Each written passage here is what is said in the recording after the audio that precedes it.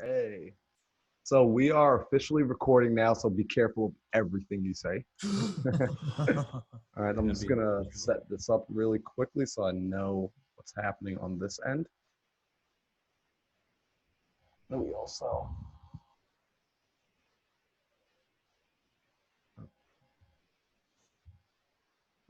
okay, I'm sorry, Forward just gotta button pull goes one on. more thing back up. There There we it is, go. guys. Oh my gosh. I'm scared. Okay, what's up, everybody? Welcome back Oh, to another episode of Into the Mind with Marlon Johnson. Today, we are chilling with some pretty cool guests. It's actually my first time having guests on that I have not met in person yet, but everything they've been doing on social media has grabbed my attention. This is the Fight or Flight crew. We've got Chad, Holden, and Sal. And, if you guys haven't heard of Fight or Flight, you've been chilling under a rock. I mean, I'm not even from their area. They're out in Minnesota, but they've been on my radar for a while. Chad started this gym back in, I believe it was 2012. And the 2011, mission, October. Yeah, it was October of 2012, 2011. 2011. Wow. So Yeah. October of 2011, going on just about 9 years now. And their mission has been to create a community for their parkour community, a safe space, and spread the parkour movement to the world. So, due to location, they haven't been able to do that. Just being a local community in the middle of Minnesota, it's been hard to actually get that reach. But as of late, they have been all over the internet, all over social media, and they have absolutely been crushing it.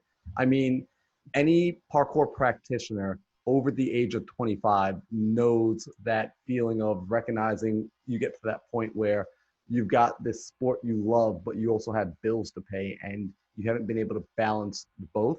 And these guys have found a way to actually bring parkour to a place where it's sustainable and it can allow for longevity and growth of not just the culture, but also the practitioners inside of it.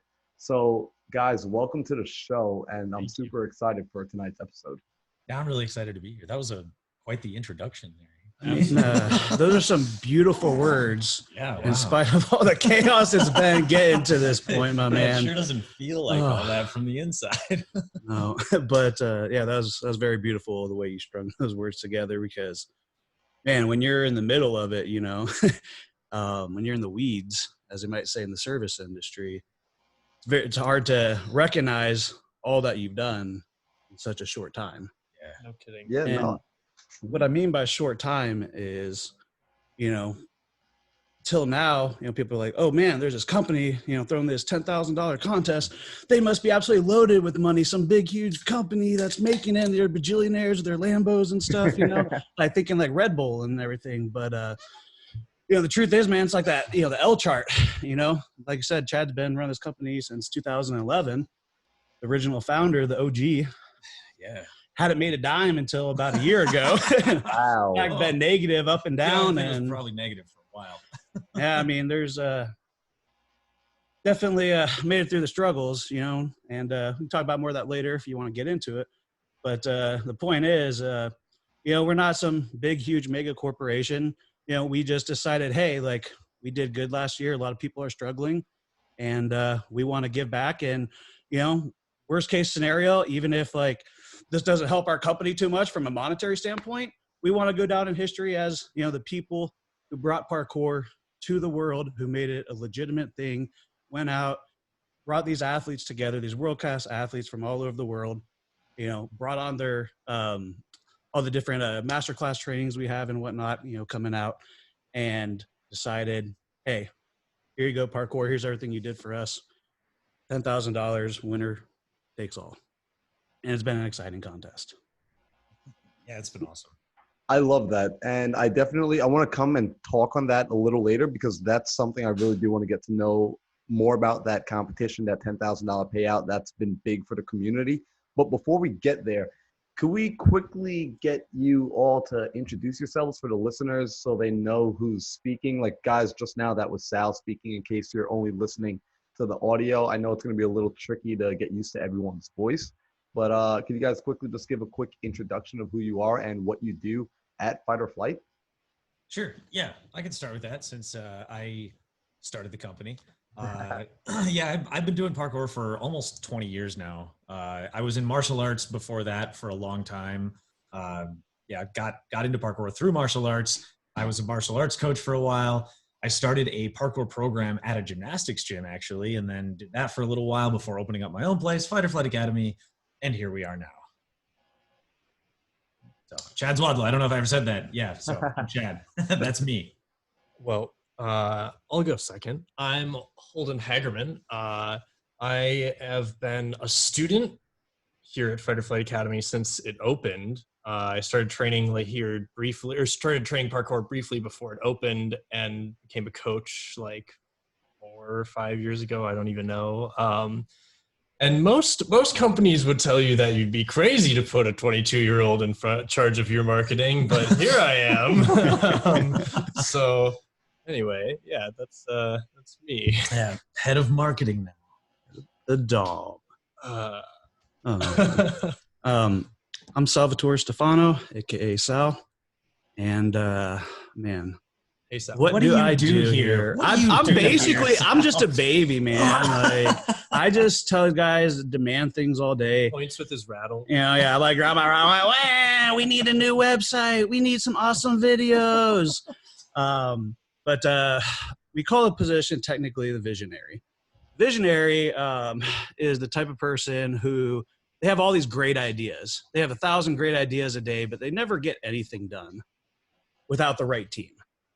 And so, long story short, how we all met each other, because I didn't really know nothing about parkour, and I didn't, know Fight or Flight Academy until about a year ago. I had started a marketing agency after selling my last company, and decided I wanted to, work with gyms in the area. And so I introduced myself to the guys and called up, and I was like, hey, how would you like me to help you guys get more business for free for the next month? And they were like, that sounds good to me. So I stopped by. I took a very interesting phone call. Yeah. You want more money? Yes. And and they just, heard me out. I was like, hey guys, I promise not a sales call. I'm not a Google guy or nothing like that. I'm just looking to help you guys out. And if you like it, cool. If not, just make me a video testimonial, right? We all know a buddy who has a marketing agency. The digital marketers are the new stockbrokers nowadays. But long story short, ended up going well. And since we started working together, we've just been able to get more and more students in, let the word out about parkour in the community, and, just been really just changing a lot of people's life here locally. And when you do that, people are happy to give you money to help change their life. So.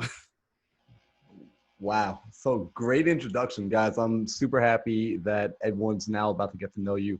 Sal, I think you're the reason. You're a big part of the reason. I mean, obviously you're all part of the reason, but I think you and Holden and Chad, well, all three of you really are a big part of the reason. I'm nothing about these guys. Visionaries, I don't get nothing done. I've learned that through 10 plus years of entrepreneurship and, learning ways not to do business. We've definitely learned that if you don't have a team, then you can't do anything. Like any one person is not going to do, like, I can't do what he does. I can't do what he does. I can't do what any of the other like 10 people that work here do. Like, there's no way. And that's the beautiful thing right there is you guys have tapped into that team mentality. And that's ultimately what's needed for growth in any area of your life, especially business. And I think that's where a lot of folks make the mistake. They are so do-it-themselfers, and that's a good thing. They've got that hustle. They've got that drive. They want to get it done. They know that no one's going to work as hard as them. And ultimately, they fall flat on their face because you can't do it all alone. You only go so far. Like Sal, you just said, yeah, you got all these great ideas, but nothing gets done. Holden, you're the marketing guru, but maybe you don't understand business and you don't have that experience or that massive network. And then Chad, you're the guy that actually was like, well, I'm going to be the starter and actually initiate and give a foundation for the rest of you to actually work and mold around. So you brought the massive lump of clay and said, all right, guys, let's play. Everyone had something to bring. I really like what you said there about hustle. The reason why, not to get into a sob story to big details, but long story short, man, there's a period in my life when I was a teenager, my family lost everything. Okay. And I was a teenager, had to drop out of school and whatnot. I learned the definition of hustle real quick. And that was, you don't have time to think about tomorrow because you got to make sure your family's taken care of today. you know? And so without getting into all the details, long story short, while that was good at the time, and I also, you know, like I'm ADHD, so, you know, instead of looking at it as a weakness, one of my strengths is that focus when I'm really into something, you know? And so long story short, that hustle, you know, got me through life, and it got me out of the situation my family was in and helped them, you know, bring them to a better level, if you will. Um, but it didn't help me as a businessman because it was me trying to do everything myself for the longest time. And that's what, you know, and anybody who's been there before, anybody's entrepreneur probably knows, man, the roller coaster emotions and feelings, because you're doing it all. You get those highs, you get those good feelings of accomplishing things. But when shit doesn't work out, man, No, the absolutely. roller coaster starts dropping. The lows are lows. And I think that's something a lot of people don't get a chance to see. And this is why I wanted to have this podcast and have you guys on, because right now, what's going on with Fight or Flight, there has been a mass influx of you guys on social media. The consistency has been spot on. The advertising, the marketing, all of it has just been so well put together that it looks like such a fine-tuned, oiled machine. And I know whenever I see something that good, there are people just like busting and dying in the background. Yes. So, Oh yeah, it's been like 14 hours a day, 7 days a week for the last 3 months. Like when everything shut down because of the pandemic, I know so many people were just like, okay, well, when are we gonna get to open again? And we're like, well, we got nothing else to do. Let's like actually work like a lot. We have all this time. Time is the most important resource you have. So like, why waste it? All of a sudden, we could actually work on the business for like 12, 14 hours every single day, going through like all the little details here and there, figuring everything out and making it work so that then, what was it, like 3 weeks ago, we could just be like, here you go, that's everything.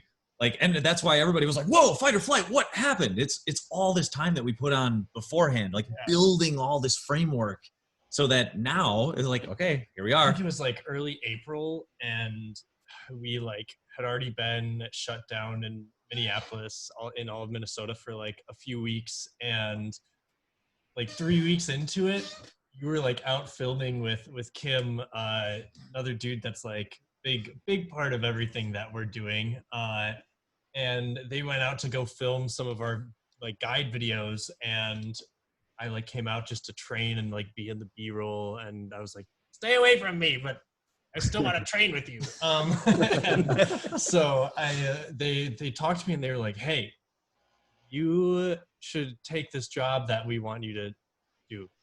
And I was like, okay. I mean, I guess I could do that. And it was pretty much, it has been many things, you know, over time, but it was just like back in April, I just kind of became the guy that did the stuff that needed to get done that nobody else had time to do. And I've just been learning a lot and like putting my time into it hard. Like I used to bartend, so that just kind of evaporated in March. And you know, what else do you put your time into when you got nothing else to do? Like everything's shut down. Like let's go. Yeah. Like this is the perfect time. The hustle. You know? And it was like, we got a bunch of stuff to The do. perfect time to Here you go. invent a thing. Like, Yeah. I have make to something ask awesome. Holden this. It's just on my mind Okay, right now. here we go. Okay. I've never like came and asked you this. Okay. But dude, how many times, especially in the beginning, were you in your head like, hey, like I could be at home not working, making more money than I'm getting paid right now? Honestly, man, how many times did you like, just not like, So, you know, not that you would actually do it, but like in your head, you're just like, man, this is. There are a lot of people like, A lot of people are just feel sitting at home like- doing nothing. I don't blame them, man. I But would if we have say too many that people relying on us, Unemployment is very lucrative right now. Yeah, in a hey. real way where I was actually giving that thought credence 0 times. In like a passing way where I was like, I could just go like sit on my booty on my couch and do nothing, like, but not actually wanting to do that. Maybe like a few times, like a handful, but like I love working here. Like Fight or Flight has been my home for almost an actual decade, which is crazy to me because I'm young. Like, and wow. It's been a part of who I am. And I realized over time, like I'm a part of what it is. Like, why would I care about making more money on unemployment when I could like fulfill my soul, like and build some. Like from the beginning, we knew we were building something that was going to go somewhere. Like, you don't just give up that kind of opportunity. No. You can look at it and be like, man, this is going to be a lot especially of work. with people but, that you know and love, and a community it's just that you super believe fun in, to and a hang out vision here. that you see, like. That's Well, cool. So you guys just touched on two things that I want to bring up. First off, Holden, it sounds like before all of this, you really didn't have any experience with this, and it was just a matter of, hey guys, this is what needs to be done, I don't know and if it's apparently I'm the only one that's going to do it. I don't know if it's necessarily not having any experience. I have worked a lot of random jobs for one thing, but also just like who I am as a person. I worked in the service industry. I've done manual labor, and I'm also very much a creative. And like I know my way around the Adobe Creative Cloud and all these tools to like get stuff done. I've played tiny little bits in like a lot of stuff because that's kind of who I am, and I get interested in something very easily, and then I lose interest in it very easily, and it's maybe a flaw, maybe it's awesome, it's kind of both. But I guess Sal just kind of was like, hey dude, you said you've done this thing before, here's like a 4-hour training module that's really good that teaches you everything you need to know about that. And I'm like, slurp, okay, cool, just like take a night and just like swallow the big pill and learn, and like that's it. Like that's been, when it needs to happen, it happens. Definitely had shiny object syndrome, but before I get into that, Chad has his finger up. That's our rule here. Yeah, so if we have this rule where if we have something to say or something to expand on, we put our finger up to remember what we were going to say, but then also just to be like, hey, I'm next. Kim for that one. So yeah, that came from Kim. So one thing I want to mention about Holden, and that like when we were going to hire him, it wasn't a matter of like we need somebody who knows marketing or anything like that. It was a matter of we need somebody who is willing to do whatever we end up needing, because we don't know what's going on right now. We're building a business. We're creating this thing from scratch. We're going to need stuff, but we don't know what. My brain could accept the chaos. One big thing that I knew about Holden, I'm pretty sure you were a scout, right? You do all the way up to Eagle Scout. Eagle Scout's the biggest one, right? That's like the thing. That's one of those things that proves as a person, Holden is the type of person who will put in a ridiculous amount of work to get the shit done. It was like, that's what we need, It's the same thing with my like multiple black belts and stuff. It's the same kind of thing. It just shows like, look at all this work that I'm willing to do. For warning, it does still include procrastination. Well, everybody procrastinates. Procrastination is not a bad thing necessarily. It's something you can use as a tool. Like some people work better in that last time frame where it's like, I gotta do it right now, and they work really, really hard and they do really good. And like that's not a bad thing. And then I think that's something like where there's this like kind of myth that spread, especially through like it's in every piece of culture, but especially entrepreneurship, man. Anybody who's like an entrepreneur or like heck, even is on Facebook once in a while, like you're gonna see somebody like Gary Vee or Grant Cardone, talking about hustle and motivation and drive, and all that stuff is fine and everything. I'm not saying these guys directly, but I'm saying is there's like this myth that all you got to do to be successful is just have this like crazy amount of willpower, right? Just like wake up every morning wanting to do this thing, no matter what happens, like I'm going to do it. And just like this incredible amount of willpower. But it's a lie, man. It's a lie because nobody has that kind of willpower. Nobody does. It's the reason why you see celebrities. Like I was just seeing this ad on whatever Facebook earlier today about these like, rip celebrities, and then they're fat like 6 months later, and like they're people just like us, you know what I'm saying? They have a mission, they have a drive, they have the why and the want to do something, and so they get it done because there's something bigger than themselves. There's like a mission. And here, that's just what we use, an operating system to run our business. And what I mean by that is like you turn on your computer, right? It's either an Apple, right? Or you got Windows running. I mean, if you're a nerd like some of us, you might have like Linux or something like that or whatnot. But you only got a few options, right? And so what business is, like a lot of people are missing that operating system. And one of the 6 components of our operating system that make it work is our people, right? And that's a huge piece of any business. And so we have this thing called the people analyzer that we use. And this people analyzer are our core values. You see behind you: parkour, nerd, lion, and results. So they have to, without getting into all the details, they have to match those values first of all, and then on top of that, that protects our culture. But then when it comes to the actual job, the position, we call that the seat that they're sitting in. With that, they have to GWC. And what I mean by that is they have to get it. They have to understand what the job is. They got to want it, like want to actually do it. They wake up every day like excited about the mission of the company, and they have the capacity to do it. Out of all of these, and well, capacity to do it is, hey, can they literally do the job, right? Do they have the skills? And so Holden, for example, when he first started, he passed everything but the C. Is he had some of the skills, but he didn't have the direct skill set to come in the position without much training, if that makes sense. But even though all that, he had the most important thing, I believe, out of all that is that W, that want, because me as what some people would call uneducated, dropping out of high school, and then I got my GED to go in the military, broke my arm, so that didn't happen. And went from that to going to college and like, well, shoot, I can't run a business and be in college. And I don't know, I'm not really learning nothing at that time. Because, I was that guy who watched a million YouTube videos and found a million courses, but never actually implemented any of it until I got older. But that's another story, shiny object syndrome. I got a whole stash of courses and videos and all this stuff. Hence, hey, Holden, watch this and do it. Knowledge doesn't do anything by itself. And so, long story short, what I'm getting at is Holden, he really believed that we could change the world. And that's our mission as a company, is to bring parkour into every community in the world. And we believe we can do that if that's our laser focus in the company. Everybody's working towards that same goal. And since we've made that our mission, we went from, how many full-time employees do we technically have when we first started? We used to have 4.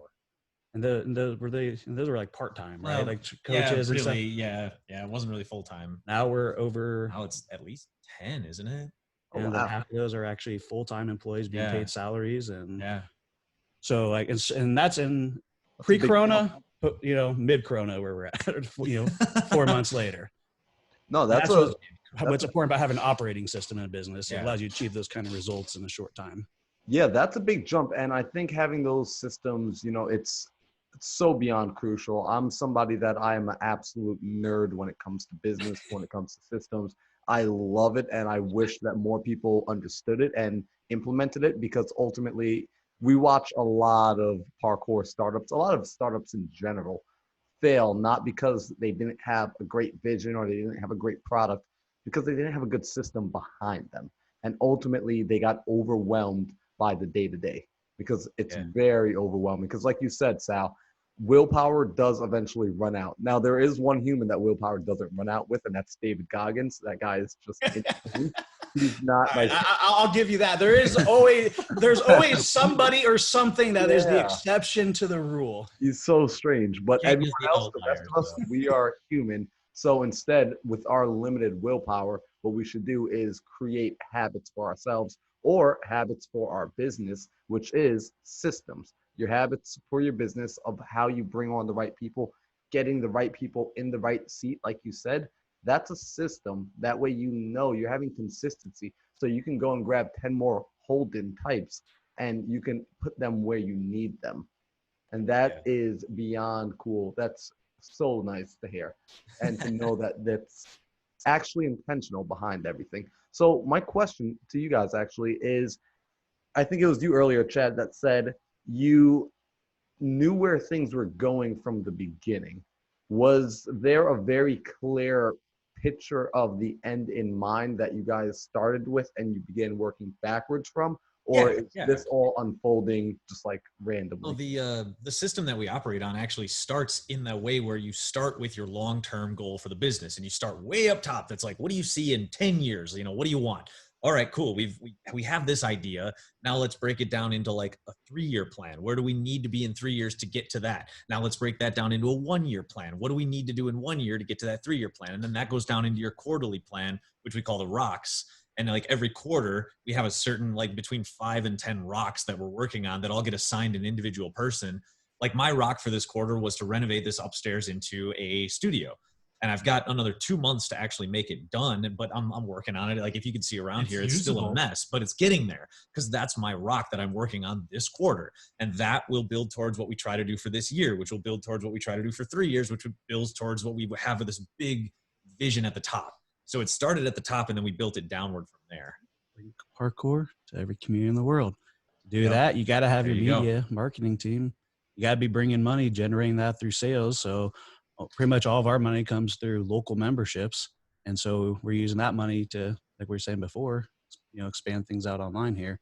And hence, all the online training and stuff we're coming out with to be able to train people across the world, basically, World of Warcraft style. You also need some serious value to back that up if you're going to like expand on that level. Like when it comes to the actual quality of the thing that we're giving people, like we wanted to be the best in the world and we're going to make this happen. I was born and we of did the curriculum here, and like now I just like spread it to the world. I'm like the product of the gym, the spawn of Fight or Flight Academy. I mean, Holden is the perfect example of what we would call like the end stage of our marketing from the first point to somebody's aware of who we are.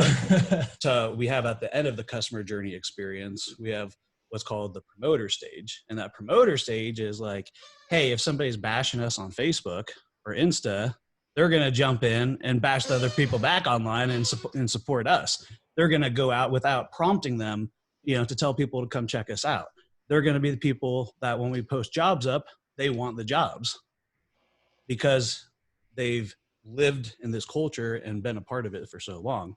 The only thing we're doing now is with these business systems and processes and having the right team, we're able to accelerate the growth of people, learning our systems of teaching parkour and really just some of our life philosophies on how to be good people. And bring value to your community. And so we want to help be a part of the generation of change for the better here. And I can even say, like, as a business owner, as a gym owner, like I was stuck in that whole, like, I'm doing everything myself. Like I had a partner and that didn't really work out. So then I ended up having another partner and we busted our ass all the time. We were teaching every single class. We were here every single day, never got a day off. And it didn't really go anywhere. But then once Sal came in and he's like, hey, there's a better way. You can run your business instead of running, like, work on your business, not in your business. Oh, really? And it was like mind-blowing, eye-opening. This like today, for instance, I just didn't come into work because I didn't need to. Like I didn't have to be here. I still got stuff done. I was online. I was like writing up lesson plans and stuff, but I just didn't have to actually go into the gym if I didn't want to. And that's amazing. That feeling is like ridiculous. Like I don't have to be in my business all the time. Like I'm not worried about anything going wrong. Everybody just knows what they're doing because all these processes are in place and they just do it. And if anything does go wrong, I'm going to hear about it because again, we have processes in place for that. All of our meetings that we have, like things will come back to me and like it's designed in a way that like the business runs itself, which is awesome. I absolutely love everything about that. Like seriously working on the business, not in the business, bringing in somebody who has a fresh perspective, bringing in Sal, who's like, yo, guys, I don't know anything about parkour, but I do know systems and I do know business. So let's marry the two. And then you guys have your case study of Holden right there where it's like, hey, this is what a finished product looks like. And you're effectively building this sustainable loop. And now you're just like, it's completed and you just like pumped it in. And now it's just growing and expanding, but the loop won't break because you built it strong and sturdy. So now you're pumping air into a balloon ultimately and watching the balloon get bigger, which is exactly, yeah. One big thing. Oh, sorry, go ahead. Yeah. No, I was actually going to say, like with Chad, I know that feeling of being able to build something and walk away from it and it still works and it still makes you money. And you're like, holy crap, I wasn't even there. And holy crap, I could do this like 10 more times. And it's effectively how you clone yourself. Everyone always wants to figure out how do you clone yourself? Well, you create a system and then you go and create the system all over the place. And effectively you've cloned a bit of yourself and left it where you were. Yeah. And that's how you do it. and the beauty of having these systems all in place now, something that we are planning on doing for the future is like helping out all the other gyms out there that we know are struggling right now. Cause it's like, hey, we learned how to do it. This is it. That like, look at Fight or Flight. It works. You want it? Like, that's the perfect Oh, man, you're thing. talking about exciting stuff. No, I've been waiting for. this is what Sal's really excited about. Man. I've honestly, like, I've been waiting for this to come to the parkour community for so long. Like, it's so nice to see. Like, like I said, I was scrolling on Instagram and I'm like, oh my God, someone's doing it. Like, go back. Wait, what? Actually doing it. Like, Yep. That was the kind of the doing it. same reaction that we got from a lot of the masterclass athletes as we like first started talking to them. They were like, whoa. Hold on. Like, what are you at? You're up to something, like, actually, aren't you? Like, you're doing this, the thing. I mean, right? when you start offering athletes what they should be paid, like, it's crazy. They're like, wait a minute, what? What do you mean? It's like, I know I was a parkour athlete for a long time, and you get messages constantly, be like, hey, I want you in my music video. I'll give you $10. Come and do a backflip, $50. Any like job was like, you'd think it was a good job if you made like $300. Like, that's stupid. Like, what professional athlete will work a day full-time job for $300? Like, there's no way. So yeah, when you offer parkour athletes like high-end SAG rates, they're like, whoa, what? Is this a real business? What's happening? see, and what I'm afraid right now is that a lot of the people listening right now, like a lot of the younger guys, they're going to miss this. So I want you all to go back and re-listen to this podcast again from the beginning and come right back to this point and then continue going. Because ultimately what you're doing here is you're paving the way. A lot of the guys under the age of 20, they still don't realize that after you head out of the house, after you get a little bit older and bills start to kick in, the sport that you spent so many years building yourself in, it didn't have anywhere to take you. It wasn't like a basketball or a football or a soccer where there were so many different avenues that opened up for you afterwards. There was nothing. Parkour was kind of a dead end sport. We loved it. And I don't say dead end in a negative way, but financially, it was a dead end sport. The only options you had were to get into stunts or to open a gym. And we saw what happened with a lot of people that opened a gym. You're a prime example where you were in there 24/7. You worked every class, every birthday party, every private lesson, and then you're still struggling. Like you just said, you only just got profitable last year. Yeah. That's insane. A lot of people would have quit way before that. A lot of people would have been forced to quit. Loved it. And that's the thing. Like a lot of us in the community, because we are so passionate about it, we think that the passion is going to sustain us. And then ultimately you forget one thing. The reason you're able to be so passionate is because you have the option to walk away and to stop doing it whenever you feel like.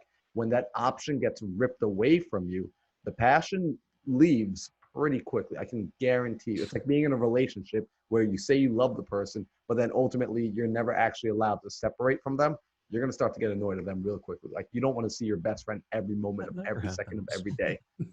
I have to remind people of that all the time when they're students, like high level students that want to get into like coaching. It's like, do you really? Are you sure? Like coaching is a different animal, like once you realize, once you become a coach, you're no longer really an athlete. Like you're like things change because all of a sudden it's a job. It's not a hobby. It's a job. You do it because you're getting paid to, and you have to. And like you said, a lot of that passion tends to go away. It reminds me of my first few businesses. Like for example, I was really good at fixing things when I was younger. Being broke and everything, you learn how to fix stuff and flip it on Craigslist, make some more money, flip it on eBay, all that jazz. But as soon as like you start doing it for a job and a living, and like that's your only source of income, and if you stop doing it tomorrow, you're gonna be broke. You're gonna be out, and you ain't gonna be eating. Then you tend to not, what you love becomes what you hate. Absolutely. You're spot on. So let me ask you guys now to dive a little into the weeds with first off, the competition that was ran not too long ago, and still actually the finals haven't been announced yet. So it's still actively the finals going. are open right now. Yeah, you can go and vote right now. Yeah, so the finals are still open right now. There is a $10,000 payout to the winner of this competition. How in the heck did that happen? Because before this, there was no check like that for a parkour athlete. Exactly. That's exactly why why that it happened. happened. We looked at it and we're like, all right, you know, we see these online competitions happening. This is cool. We could do this. Well, like, why not? Let's do it. Okay. While setting Let's make it the biggest competition ever. I think we should Huh? dive into Why not? the story here a little bit Yeah, of where it absolutely. started, the original, what we were gonna do, and how it start evolved. wherever you want to start. That could go anywhere. So I think this had started. We were in the middle. We were sitting here. We're planning our Kickstarter campaign, right? This was like, I think, 3 weeks before we actually launched Project Parkour. Yeah, it was about it was like maybe a month. 3 weeks to a 3 month, weeks to yeah. a month tops. So we didn't like plan this out for months or nothing like that. We were, we had just got done with like our first set of our online videos that we were making for, FOFA Online, with all the online training and master classes and whatnot. And, we're like, man, people kind of like know who, we are and stuff. We've been around, but, we've helped people here locally, but like, what's something that we could do that could let people know like how awesome parkour is and to take it seriously and to kind of not just get the attention of the parkour world, but like just the world in general, right? Because there's so many people like myself that were so long like ignorant, to parkour, and that is just like this dumb thing you see on The Office or action movies, and you can't actually do it. It's gonna like really hard, and so long story short, like I was one of those guys. We call him Software Sam. It's one of our customer avatars. But long story short, we wanted to do something that got that attention out there. That parkour is more than just this, sport that is unattainable. It's that you can come in your first time, you can go watch a video online. You don't even have to be around, but you can watch a video online and learn something cool that you saw in a movie, that you saw on a TV show. Like, just like a step fault, right? Like if people that have been doing parkour for a while, you may be like, all right, whatever, like that's super easy and simple. But like just regular average Joes. Tell people on the street when I'm just like, hey, do you know that you could do parkour right now? And they're like, no, man, I could never do what you're doing right now. And then I'm like, no, like you put your hand on it and then your foot on it and then you do this. And it's like, wow, you did parkour. And they're like, oh, it's life changing. Like something's that simple, because it like you see right now how useful that can be in real life. And it just like for a guy like me, I'm 32. Well, no, shoot, I'm 33 now. I forgot it was my birthday, like, because we're so busy doing all this. But a guy like me, and like, I don't know, I've been like in shape most of my life and everything, but the last few years I've been got in a relationship and got a little comfortable, put on a few pounds and all that. But even a guy like me, first day could do it and feel like I accomplished something. And it reminded me of like my childhood, and I'm just like, man, like what an amazing experience. And like from the first day, like that sold me. Right. And so the marketer in me, the businessman in me was just like, man, how do we get the attention of the world? Like, right. Because like this competition, it's not going to convince people necessarily to do parkour by itself. Right. But it has gotten a lot of people's attention, and on the fact of, that, hey, you can learn this stuff online and you can go talk to people in this group and it's affordable and we're going to help you learn it without actually having to, spend $1 bajillion advertising out or there. like not worry about how close you are to a gym if you want to do it. Like it's just super accessible to everybody. And so we were like, man, let's run a competition, get the word out there. So not only does parkour start taking parkour seriously, but so other people do. Yeah, it had that double effect where like, I mean, it had a lot of different layers to it and why it worked so well. But, on an outside level, we were like, holy crap, how it's going to be so simple to get all these crazy athletes to do all this like crazy stuff, and like, not necessarily just for the marketing angle, but for the fact that like the outside world needs to see that parkour is at this level now. Like things have really changed since Jump Seattle, like a lot, like a lot. And let's show them that, on top of giving the message to the parkour community. We're like, hey, whether you know us or not, we've been here, and we aren't kidding around. Like, it's time that somebody starts taking you guys seriously for the work that you've done. And like, let's start making cool stuff together, parkour community. Like, let's get to it. There's no more joking around. I mean, we've spent way more than that just on, helping the other athletes out too. And vice versa, them helping us out and getting the word out, by kind of like letting us know, hey, like, how do you do all this crazy stuff? Like, there's like Dom with his crazy front flips, like landing, like, dude, it's like nuts what these people are doing. And to be able to have that all in one place, whether you're beginner or pro level, and for people to really come together as a community online, because that's ultimately like what the online's about. It's not necessarily about the videos. The videos have, in my opinion, and ours, have to be awesome and good so people watch them and can learn easily, right? Because people aren't there to teach them. But where it really comes together is that community. And so with the community, anyone who's in our program, they're getting unlimited access for life into our private Facebook group. And down the road, it's going to be its own app and thing. But long story short, we got people in these groups that have never done parkour before. They're brand new students. They're coming in. They're uploading videos of them trying to do different vaults and things. And we're getting back to them with videos, helping them out, giving them that guidance. And it's not just like the employees and staff here. It's the actual members and students in there too. Right. But we're there, helping, guiding, and, we're making sure everybody's getting responded to and stuff like that. But at the same time, other people in there that have no like monetary gain from any of this other than just to be helpful are in there doing that. And, that's something that's big outside of the online community for parkour. Right. And so That what culture. we figure that this would pull all that together, the amateurs and pros, and everybody has to benefit, because the pros in this platform now, well, guess what? They can offer their one-on-one coaching to the students that we have. And in fact, that's what we currently do on a smaller beta level right now.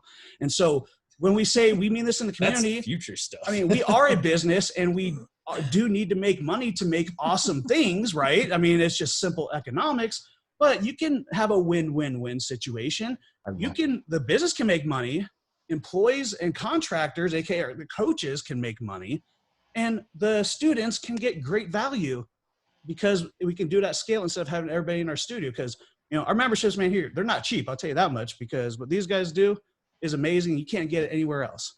And these other personal trainers and other gyms. What's the actual distance to the nearest parkour gym? I think it's about 300 From miles. here, it's a long ways. I think it's more than that, isn't it? I think it was Swift is the closest. Or is actual there one parkour in gym. Chicago? No, there's like a cheerleading gym in Chicago that does parkour classes or So something then like it's that. probably Swift. I think Swift is the or closest. like Apex. We call it tangent on myself and this because we It's a kind of got carried tangent. away. Wow. But You can see, so- okay, just listening to Sal talk, you can see how this has like turned into the business that it is. Because he just has a million thoughts a second, and it's hard to even follow it half the time.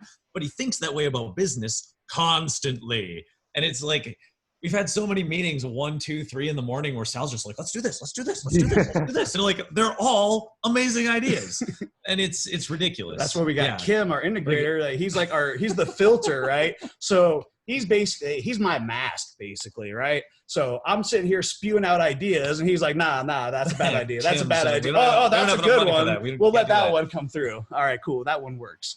And he makes sure then the rest of the team focus on it, and he is kind of the glue that keeps it all together to make sure everybody else is doing their stuff. And so I don't get bogged down in the day-to-day. Focus. Because, dude, I'm 80.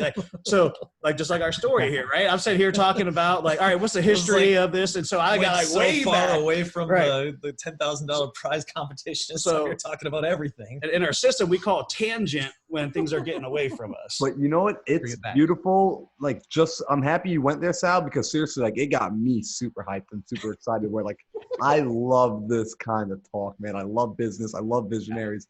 I have to tame it in. I have to be my own integrator until I find someone else that can, like, capture everything that, like, wants to come out. As fast as you But can. ultimately, it's needed. Like, really, like, as you were talking, a lot of people may have missed what you said as far as, like, the real value of what you guys are creating. You're creating a marketplace for parkour. Like, I don't think people actually recognize that there wasn't, and there still really isn't a marketplace. Yeah, we've got Farang and Modus, and we've got, like, the clothing line, but it's really not a marketplace. Those are almost like one-off pieces where you're actually creating the physical, well, it's a virtual, but it's a place for people to come and then actually share. And it's like, hey guys, this is where you come if you're serious. It's like the stock market for parkour, or it's like the Wall Street for parkour.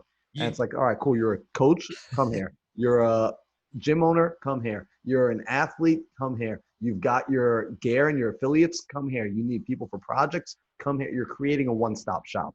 I And think that it's is kind of insane. interesting where for me, when I started doing parkour, something that was like a valuable resource for kind of finding people and spots, it didn't prove to be the most valuable resource because of when I came into parkour in like 2011, the APK forums were kind of like dying down in 2011. Like they were mostly crickets at that point. But at the same time, like I could still search Google and like find spots in different cities that are listed in the APK forums. But I could see the history of like all these interactions, all these people, this community that was there online. And it feels like I'm in like the birth of something similar, but with so much more intention behind it this time that it's just like, it's kind of magical. Like it's already populated with like a small group of people that are in a culture that is our culture, and then it's going to expand, and those people are going to like keep that culture as more people funnel into it, and that's like a really beautiful prospect to me. You know what it comes down to though, like the big huge picture here with the park, not only ourselves, because we can't do it alone as just one company or team, but parkour community in general around the world has the opportunity to be the first like major sport around the world that is not taken over by larger organizations, companies that are not in their interest. And I don't want to. Oh, you're going to go there, Sal, huh? You're going to go there. If you guys want to go into specifics, that's up to you. But I don't even want to throw any names out there because it's not about the individual organizations out there. Okay, we're a young sport. As a business, right? Businesses, okay, by their very nature, they're there to profit. Okay, sometimes there's businesses out there that have less or more better values than others, right? But essentially, somebody's going to do it. Somebody is going to see parkour for what it is and the opportunity it has in the world from a financial standpoint, right? It's out, right? Hey, people do stuff for money. There's nothing wrong with money, right? It's a tool. But somebody is going to do it. Why not allow the parkour community itself to do that? And what I mean by that is that's what we are trying to do. We are trying to take parkour into broadcast, into the big leagues, right? Because it's going there. But if it's coming from within the community, people that have been a part of that culture and the birth of this sport, people like Chad that have been, before parkour was really a thing, was doing it and teaching it and, invented his own stuff, right? Everybody knows Chad's been around forever. He's been making videos since the dawn of time. Pretty much everybody knows. But what I'm getting at is we have an opportunity, and the odds are against us, but if we rally together as a community, we can make this happen and have the sport retain the control and not turn into another snowboarding or BMX or skateboarding. I love it. I love that like we can go in for an entire hour on that topic alone. However, I know people are going to kill me if we don't come back to the $10,000 because we never, they're going to be like, wait, so like, where is it coming from? How's it happening? What's like, ultimately it's, like Sal, you're getting at the fact that like, there's nothing wrong with making money. In fact, every business should have the goal to make money. Business is created in order to make money. And the money is actually what allows us to do all the cool stuff. A lot of our community still has that mindset that money is the root of all evil because that's where they're coming from culturally. The love of money is the root of all evil. Exactly. People forget, but that one word makes a huge difference. Yeah, I mean, like you said, money is a tool, and ultimately all it does is amplify what was already there. If you're a good person or a good business or a good company with good practices, that's going to be amplified. If you are a crappy person, that's going to be amplified. So there's nothing wrong with gathering, obtaining, and just making money. Now, with that, we're seeing a prime example with you guys where you're able to get a hold of or raise enough capital to give a $10,000 payout to the winners of a competition where these athletes have been working their butts off over decades. A lot of these I guys. just want to cut in and clarify one thing real quick. Sorry to interrupt. Yeah, absolutely. No. I just want to make sure there's no misconstruing this. Okay. Because we are running the Kickstarter right now. Okay. And we're at about, I think like $14,000 something, which we're doing good for our goal. But I just want to make sure the money that before this Kickstarter, we have this money in the bank before we decide to do this. Yeah, and the $10,000 is already there. Like, yeah. I think what a lot of people they're getting paid right away. Yeah. As soon. Well, never mind. We're not supposed to talk about what that a lot right of people now. in the parkour world don't understand is that $10,000 is not a lot of money in a business. Nothing. Like, it's really not. Like, we've got a couple of comments from people that are like, you could have taken that $10,000 and like helped these gyms that are closing down. No, we couldn't. There's no way. I've tried for a lot of them. This gym, we have to make about $20,000 a month to stay alive. Like, well, you could pay half my $10,000 bills. is nothing to a business, but if we can leverage that $10,000 to make more money. So, okay, $10,000. What are we going to do with it? Advertising. Advertising is the one thing that you can make money with in a company. So we talked to Sal, who's our advertising genius, marketing genius, and okay, this is our advertising budget. What can we get with $10,000? Well, if we put it into Facebook ads, we can get this. If we put it into Google ads, we can get that, whatever. What if we do a competition with a $10,000 prize? How many people are that's where it ended up at. That's where it ended up at. Yeah, for sure. It started at $1,000. Well, whatever. That's the details. I'm just saying, like, it's a matter of like, we're taking this money and putting it into the community at the same time, showing the community, hey, here we are, we're doing this stuff, and we're going to keep doing this stuff. So it's a win-win for both people, and that's how money should be. Like, money's not a bad thing. If you use it in the right way, some athlete's going to make a ton of money, and our business is going to look really good for doing it. That's okay. Like, what's wrong with that? And Marlon, as a businessman, you understand that it costs us way more than $10,000 to even put on this competition. Oh, for sure, yeah. I mean, I don't want to – actually, I do want to toot our own horn. Epic. I mean, I just want to say, all right, so we planned this thing out. We had 3-4 weeks, right, to plan out the whole thing. Not enough time with that. That wasn't the only thing. We were planning a million other things too. Thinking about our gym here, think the online program, like all these different things. So long story short, we have a full-time video editor, working for us. And we are able to, with our systems and processes from our video process, so our pre-production, production, post-production processes that we have dialed in over the last few months to make our online video content the way it is, we basically turn the switch onto the marketing department. How it started. And then, they started working on the Project Parkour videos. And a lot of these, like, people got to realize we had 24 hours, maybe sometimes 12 hours, depending on the time of the day and stuff, how it fell, to get the videos and the content produced between these rounds. Because they were all they're 24-hour rounds, and then there's a 24-hour break between them. Like, this was rapid, like one after another. Without these systems and process, there's no way we would have been able to produce the quality of content that was produced. And for like, I've run digital agencies, I've worked for some of the biggest digital marketing companies in the world. Dude, they couldn't light a candle to what this small team did in such a short amount of time. Like, it was absolutely like I've never seen it in my career. All Andrew, everything. That oh my gosh, Fighter Flight Academy. Yeah, Andrew is ridiculous. Andrew everything. Hiring processes, perfect example, just like Holden. Of the hiring. Yeah, it was everyone we awesome. hire does awesome. Because of this process. So we knew we were looking for a video editor, and we needed a video editor. Cool. All right. Well, we've got our core values. Let's make an application online that really hits our core values, so that we created our own custom application that has all kinds of weird stuff. Like, part of it's like, record a video of yourself talking about your favorite hobby. Like, that's part of our application. It's just really weird stuff like that. And the questions are like, it's your birthday weekend, but you've got a project that needs to be done by the end of the day, and this whatever. Like, what do you do? How do you figure it out? And it's like these kind of critical thinking questions that don't have any right answers. They're just like, what would you do? And we find the right person. So over 50 people applied to be a video editor here. We interviewed one, and we hired him. And he's Andrew, and he makes all of the videos that you've seen for Project Parkour, and he makes them like so quick, and he's so good at it. It's amazing. Which reminds me of other business mistakes. They way overthink things too much to take an action. Like, you have a good person, right? That's awesome, amazing, worth every penny, right? Hire them. Just go do it. Like, you found the person. Like, are you waiting for somebody that could be maybe a little bit better?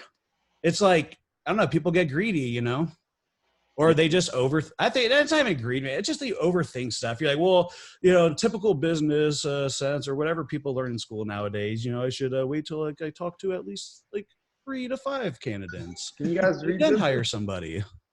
I don't know if you guys can. Progress, not perfection. Yes, absolutely. That's how we do everything around here. Fail fast. Fail fast. Fail fast. And We do a lot of dumb stuff. Oh, we're not like intelligent. I don't say I'm not intelligent. Like I'm an idiot, but I learned from. I just don't do the same mistake twice the same way.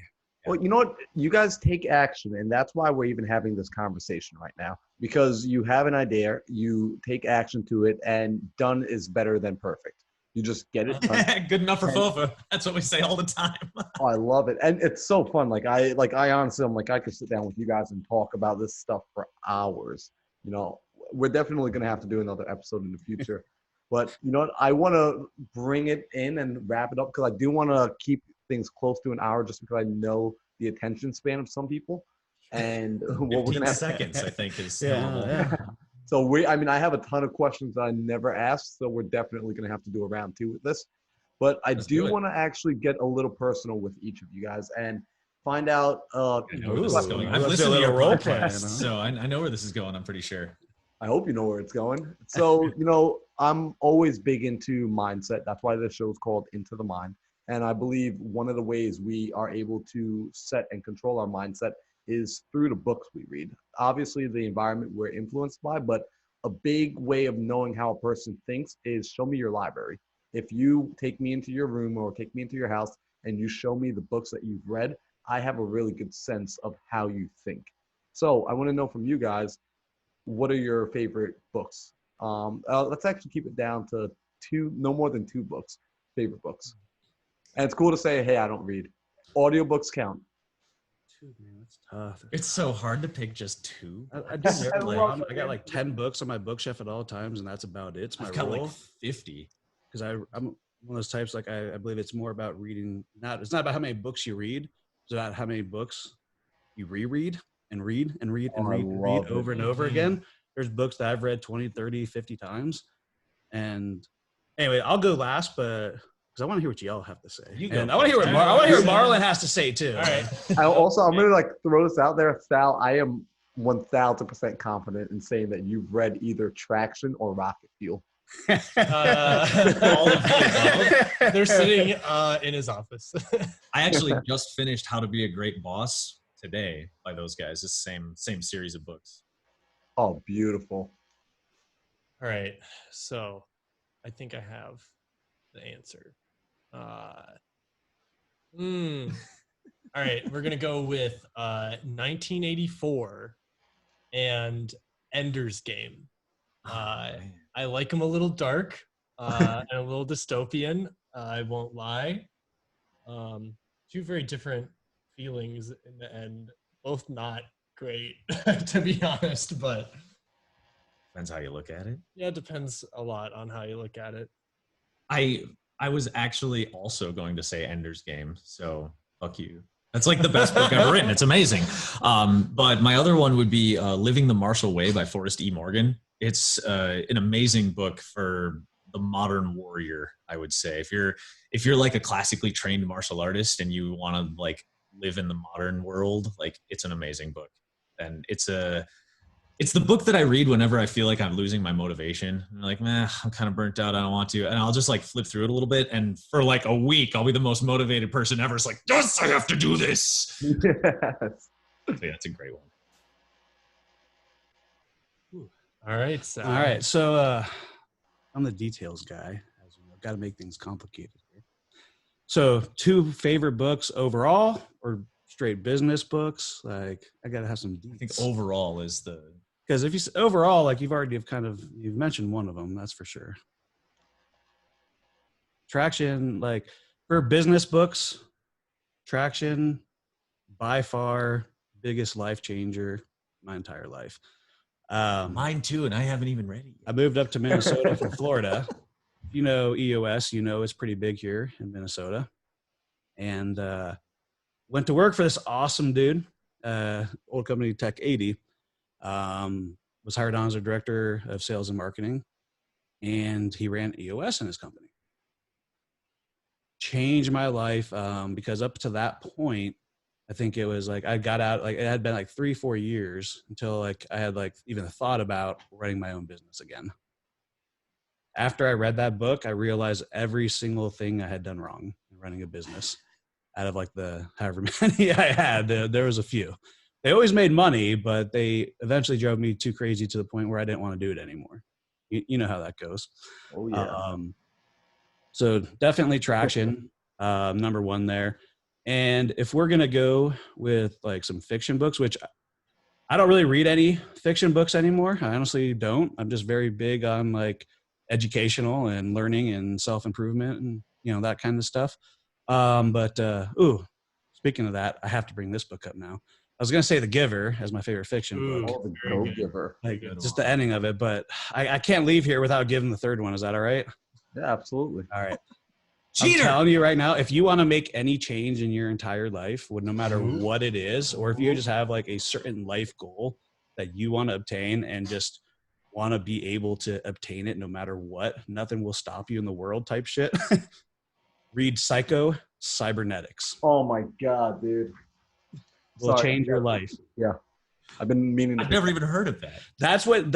All right. So I really didn't understand meditation until I read this book. This was like the book that came out originally before all these new self-help books. Like if you ever read any self-help book or any of these guru books, like they all pretty much everything they teach, like even stuff like Tony Robbins, man, like this is where he got his start. But the funny thing is not many people like attribute their success to this book, Psycho Cybernetics. I mean, shoot, I almost didn't. So like, I don't know, man, maybe it's got a curse on it or something, that book, or maybe you got to be woke or something. I don't know. But I need to go read this book. But it is that book, like you got to like, it's about, right, execution, action, progress. If you like pick up this book and you like just don't actually like try, and by try I don't mean you do it for like one day. You don't like try it for at least 30 days. It's not going to work. But if you apply what they talk about in this book and you just apply it to one thing in your life that you want to change, whether good or bad, 30 days, like you will have it. And like, I'll just get personal here since that's the point of this. I quit smoking cigarettes just after reading this book. Wow. And applying the concepts of That's it. a powerful book. I tried doing like 4 other things at the same time, and then Corona hit. But the one thing that I really wanted to accomplish, I could help with that, along with the vision of where we're taking FOFA. So I won't spoil all the details. Got but a reason to live now, so you quit smoking. there's something you've want to change in your life, and no matter how crazy it is, read that book and you apply it. Like, I don't know, it's gonna happen. Write that one down. That is such a powerful testimony. I love it. I love all the books. I read every one of them except for Psycho Cybernetics, funny enough. But like I've been doing a lot of listening and reading with Bob Proctor, and he's big on Psycho Cybernetics. So Huge. You definitely just put that book in my library. Happy to do so. So What now, books can we put in our library for you? Yeah, That's what's the yours? question, man. I'm excited to hear. okay, well, 2 of my absolute favorite books that I constantly come back to and reread. Actually, I'm gonna have to do 3 because Hey, sounded I three. cheated. So so first one that was really pivotal. Oh man, I'm gonna Pivotal. not I think it's just pivotal. pivotal. There we go. pivot tables. Pivot table, picnic tables. Picnic table, yes. One of the biggest books for me was actually Napoleon Hill's Think and Grow Rich. That one was just, like a mind opener. There's too many good ones. I think I was maybe 22 when I picked that book up for the first time, and just was just so enlightened, where I was just like, why has no one said this to me? Why haven't we all read this book and had this conversation? And why are we not talking about this? And then you realize there are a lot of people that are talking about it. Yeah, so that was one. Second was another book by Napoleon Hill, and this one I only recently found, and it was such a game changer, which was Outwitting the Devil. And that one, it's just pick it up and read it. You're gonna enjoy that read all the way through, and you're gonna be like, wow, that was some crazy stuff. And then number 3 is The Go Giver. So The Go Giver applies very well to life, but also business. And it's the reason I think I'm watching you guys do so well and succeed, especially as Holden started talking about what it was you guys are producing here, where you're actually looking to provide top-notch value. So yeah, you're asking for people to buy into you and pay for a monthly subscription and get on board with not take flight, fight or flight. No. However, sorry. Well, However, that's the you beautiful guys part, though. are Right now, they don't even have to. They'll get it for a lifetime on our Kickstarter and won't have to have the subscription. Like, right. this is going to be huge for them because after this Kickstarter, to get the masterclass coaches, people are going to be paying $100 plus a month. Right. Because you can't forget there's the group aspect too. You know, so we can't, after this, like, we can't just go do this forever. Otherwise, like, it's going to outscale like the cost of running it and having the staff to make sure that group, people are well taken care of in that group, you know? No, it makes perfect sense. And you guys, that's the cool thing. Like, you guys are actually providing real value. The amount of times tonight that I've heard you say win-win situations or win-win-wins, and it's anyone that talks about win-wins like that, I know where their mind and their intentions and their hearts are. And ultimately, that's what you want out of a company. Among all the other things, like, that's one of the things you want at the core, is a company that truly does believe in giving you value. In which case, I'll pay whatever, because I know ultimately I'm always going to be satisfied with what I buy. So that is directly in line with the Go Giver. So you guys haven't even read that book, but you're living it. It's all about having those incredible offers, man. Like, you know, we're putting out real value out there. And that's one thing I've, learned in business, man. Just give people what they want and then give them like 10 times more than what they should get for that price. And, and at the end, like up front, we're, as most businesses, right? You have something great up front, like, it's going to cost you more money than you're going to make. But we know that this is something that's going to be around for, I mean, shoot, I don't know. Like, I was gonna say 10 years plus, but why would it? Just the quality of what we've produced so far, realistically, could last like about 5 years before it starts getting corny. You know what I'm saying? Before it's like considered old or outdated, and that's without any of the updates. But like with it updating every single week, throwing new videos out there like on it, like that's why it's a subscription. Afterwards, because like that's how you keep providing value, right? I mean. Look at World of Warcraft, $9.99 a month. Constantly that's the thing. You guys are currently evolving with the times, and that's the cool thing. This is what always, and this is going to be a little tangent, but this is always one thing that kind of got me about the parkour community, where we train the ability to adapt, and yet we never wanted to change. And that's so irony. True. So true. Yeah, it's just like, guys, like, how are we ever going to grow? Like, eventually, we were going to get gobbled up.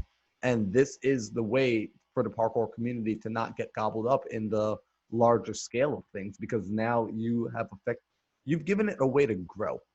You've actually given a real way for it to grow. Ultimately, it's all about money, because like something that's come up multiple times throughout the years is that parkour has nothing to sell. You don't need a pair of shoes to do parkour. You don't need a Farang shirt to do parkour. You don't need anything. So you can just go do it.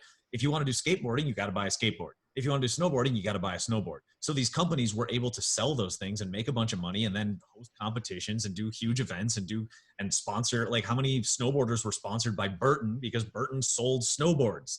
What is there to sell in parkour? Instruction, high quality instruction that we can do online. And now we can be that company that sponsors the big athletes and runs the big events. And like, it's the thing that it's right there and no one's done it yet. We're just going to do it. That's what I'm saying. We have the opportunity, right? Like, at the end of the day, it's really the parkour community is going to decide how well this pans out for them, essentially. Because at the end of the day, like, we want to work as much with the parkour community as possible. But to be 100% real here, who supported Fight or Flight Academy throughout the years? Who really has, where our money comes from? Chad's personal bank account. Yeah, right. I mean, other than his $750 a month he's been paying himself for right? What I'm getting at here is it's been people outside of parkour, people who never knew parkour was, but came into the gym and found that community.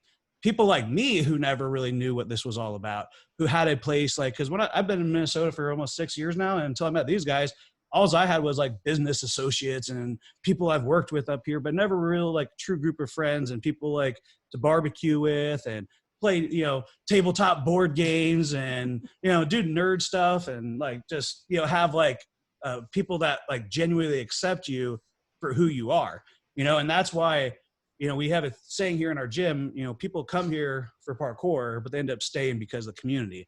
And that's all we're trying to do here. But at the end of the day, you know, like if the parkour community doesn't want to accept that and support their own, well, you know, we're going to have to spread this message beyond them, and we'll do it without them. But we want this to be a thing for everybody to be a part of, because parkour has given so much to its community. Support yourselves, guys. I mean, you have a chance here. The first time in history to make this happen. I love it. I seriously love it. Everything you guys are doing there. It's big. And I like that you guys are so open and transparent about sharing it so that people can understand what it takes to truly make it happen. Because what you are right there, you're a team, and everyone's bringing something to the table, and you're able to grow this sport. And I love it. Absolutely do. So final question. And this one's my favorite. All right. So we're going to pretend that tomorrow morning, all of you wake up, all three of you guys wake up, and you have no memories of who you are, what you've done. You don't remember parkour. You don't remember business. You don't remember your friends, your network, nothing. Everything is gone. You are back at zero. However, there is one bit of knowledge in your head that you know to be true, and you're just never going to question it. Like it's in there. You know it's true. No one can tell you it's wrong, and you just run with it. What is that one bit of knowledge that you want in there? What's that one piece of wisdom that you want locked in there? That's a tough question. It's simple for me. Well, then you go first. You know, some people may not like this answer, but it's the truth for me, and that's what matters. Who cares? For me, it's God. That's the one thing I cannot live without. Like, honestly. Because otherwise, I wouldn't be here today in this life. Literally, I'm not talking about metaphorically, like we're born, God gave us life and all that, you know. I mean, literally. I should be dead, and I'm not today. I feel like that's a huge advantage for religious people, is that they can have that, like, such a powerful thing that's just like, it's there always, no matter what. And like, if you don't have that, I mean, the question like this becomes a lot more difficult. So I kind of envy you for that. I understand that feeling, because that's what it was for me, man. But yeah, that one thing. How about you, Mr. Holden? What's that one thing? I'm still thinking. I think it's that you can entertain the thought of something without accepting it to be true.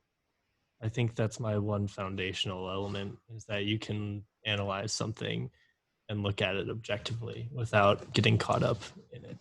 There you go. Interesting. I like that. That's deep. like that a lot. Consider a philosophical. thought without. I'm pretty sure it's like it's either Plato or Socrates. It's like an actual thing from one of those bad boys, and it's like entertain a thought without accepting it to be true is like. Huh, I think that. That's that's very important. I mean, how many times do we as humans just have random thoughts, like good, bad, in between? Like that doesn't. What about in a disagreement or a debate as well? You know, Yeah, those never happen in here. Oh yes, we never disagree about anything. For sure. It's better than just question everything too, because like if you question everything, you go insane. You know, but like there's stuff that you can waste your time on questioning, or there's just stuff where you can be like, I mean, why would I think that this is untrue? That's a waste of time. Like, well, you know, it comes down to just having, no matter what it is, like just having something in life to believe in, you know, like something, you have that one big thing that you care about. Yeah. Yeah, that the rest of life is easy. I think my biggest thing that along those kind of lines, like the philosophy that I've always lived my life in is, if you want something bad enough and you're willing to work for it, you can get it. No matter what it is, if you are really willing to put in the work, you can do whatever you want. And that's just kind of how I've always done it. It's just like, I want to open a gym. Well, all right, let's do it. Gotta want it. Yeah. Like anything that you want, you can do it. I love it. I mean, it's so cool to hear all three of your answers and to see how they all blend and mix together and why you're all able to work together so well. Because ultimately, in your own way, you guys are all doing the same thing where you all have a strong enough core belief to be able to press forward. Because I think if one of you didn't have that core belief, it would feel weird. It would mess up the dynamic, and that person would end up like being the weak link on the chain. Yeah, and there's That's even where, more people that work here that are still like there is no weak link like anywhere. well, It's pretty awesome. and that's why, like, you know, because we have a wide range of people, like just the questions you just asked, right? 3 different answers on there. And it's the same thing with a lot of people in our company. A lot of us have different paths, you know, different things we've been through in life, different, you know, spiritual beliefs and whatnot, philosophical beliefs, business beliefs, all that. But what we share is the core values of the company. And like so many times, you know, like especially in bigger corporations, you see core values tossed around, but they're not really meant anything. They don't really mean anything because they're not like reinforced. Right. What I mean by that is with our core values, like we actually, you know, we hire and fire people based on them. We actually reward our people based on them. Like our students, we have different giveaways and stuff, things we do for people that represent, you know, our nerd core value or lion or, you know, whatever. And each month we look for those things who's displaying that core value that month. And we're like, hey, here you go. Cool. Here's a recognition for that. And ultimately, you know, it's not about like just throwing money everywhere or nothing like that. It's people just want to be recognized for their efforts. And if you recognize people for their efforts based upon those core values, well, guess who it's going to attract and keep in your business? People that actually care about those things. Yeah, and those And people Which are is your what your greatest business asset. cares about. And when everybody's all working together for the same thing, then it just works. And if you actually keep track of those things happening, then you know like who's doing the stuff and who's not. And you can talk to them about it and, you know, figure out, all right, is the company doing something wrong here? Or is the person just not, you know, fitting in here anymore? Is this like some people outgrow things, you know? You know, I hate when people like either like, you know, it happens all the time, right? People get fired, people get hired, right? And people get fired and sometimes people, you know, they quit, right? You have these fire and quit words, but nobody really gets fired. Nobody really quits. It's you just don't have a good fit. It's just the first person to, you know, just who got to the punch first, basically. And what I mean by that is if it's not a good fit, you're not going to want to work there. You're going to quit. And if it's not a good fit for the company, then They're not going to want you. they're not going to want you there. And so what it comes down to is aligning with the core values and can they do the job? And if they can, those two things match, then there goes all these hiring mistakes and there goes all these problems you're bringing on. You know, one of it, so like what happens if you have somebody who let's all right, let's think of salespeople right now, right? Sales, commission-based people who bring in money, right? To business. Marketing too can fit in here, but typically you have that rock star sales guy, right? And you know, he may be crushing it and making all kinds of money for the company, but he doesn't really fit the core values of the company. What I mean by that, kind of comes in whenever he wants. You know, he's not, you know, sitting there talking shit behind customers' back. He's kind of like, you know, like kind of knows he's the rock star. And he's like the pretty girl, right? Who kind of knows it and is all stuck up about it. It's like you kind of need them because you put yourself in that situation. But the longer you have that person, the more problems are going to cause an organization. They become basically like a virus or a cancer in your right. You got a cancer in the system. Right. And so what we call that is when we have the wrong person and then the right seat. Yep. That person ends up becoming a terrorist in the organization because like they're the huge pain in the butt to deal with, but you need that person doing that job or the company goes under type stuff. And that's how most small businesses are. When they run into that situation, they can't get rid of the guy. So even if they do have somebody who's doing their job well and they don't fit the core values of the company, like it's kind of catch 22. Sucks. I love it. So, I mean, you guys have been crazy awesome tonight. I really love it. This has been super insightful. Like a part of me wants this to go on for 3 or 4 hours. Because okay, great. Yeah, we could go there and we could go. That's okay. We can do more. Like, but ultimately I want people to know, where can they help out, where can they support, where can they be a part of this network and community, where should they go if they want to join up with the master classes?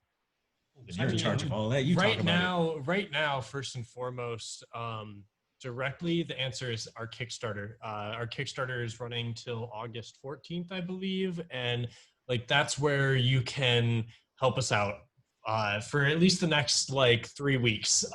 That's our number one. But beyond that, and this is ongoing, you can help us out by engaging with us and being a part of what we're doing. Share our stuff, drop us a comment, shoot us a message, like tell your friends what we're doing and why you like it and how it relates to your life. Just be part of what we're trying to put out, which is a community. Like let's make this community come together online, like through the internet more than it ever has. Like, and if any of you out there have some media connections, also that. Some major sports networks, that'd be pretty sweet too. So guys, you're gonna be able to follow them at Fight or Flight on Instagram, Facebook. Fight or Flight Academy on Instagram and Facebook. I'm gonna have a link in the description below. Go give them a follow. Go support in every way you can. Be a part of that community, even if you've never done parkour. Especially join in and be a part of that community. They have so much value to offer. And now they're also catering to that business side, which I absolutely love, because you guys know those are my two passions, between parkour, movement, and business and investments. I absolutely love seeing the merging and marrying of the two with you guys. So thank you so much for coming on tonight, and hopefully we can get a part 2 where we can answer the whole list of questions that I had prepared for you guys. Yeah, thanks for having us. Yeah, we really appreciate it. This has been awesome. Let's definitely do it again. I'm definitely excited. It was really great meeting you, and look forward to having more. I think might end up having more than 2.